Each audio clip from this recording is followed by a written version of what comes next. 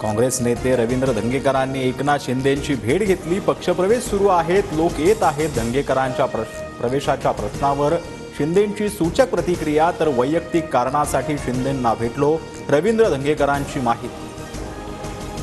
शिंदेंच्या शिवसेनेचे पडद्यामागून operation tiger, Thackeray गट आणि काँग्रेसचे काही नेते शिवसेनेच्या वाटेवर। रवींद्र धंगेकर, महादेव बाबर, रमाकांत म्हात्रे शिवसेनेच्या वाटेवर असल्याची चर्चा।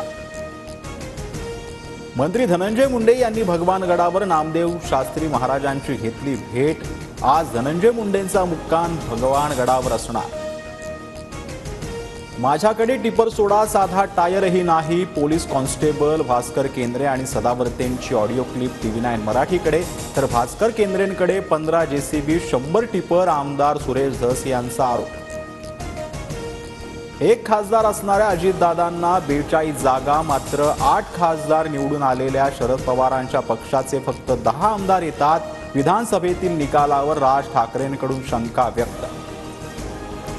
1.5 महिन्यांनंतर राज ठाकरेंना शॉक लागला। आपला मुलाचा दारुण पराभव का झाला यावर राज ठाकरेंनी भाष्य करावं। अमोल मिटकरींचा हल्ला। निकालानंतर महाराष्ट्रात इतका सन्नाटा कधीच नव्हता। संघाचे लोकही मला म्हणाले, इतना सन्नाटा क्यों है भाई। निवडून आलेल्यांना सुद्धा शंका। राज ठाकरेंकडून विधानसभा निकालांची चिरफाड।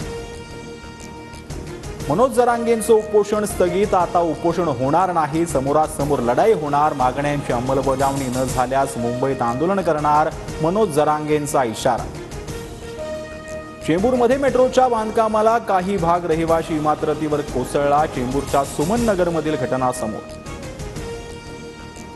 सोयाबीन विक्रीसाठी केंद्राबाहेर वाहनांच्या रांगा। हमी भावानं सोयाबीन खरेदीसाठी मुदत वाढवून देण्याची शेतकऱ्यांची मागणी। शासकीय सोयाबीन खरेदीची मुदत उद्या संपणार।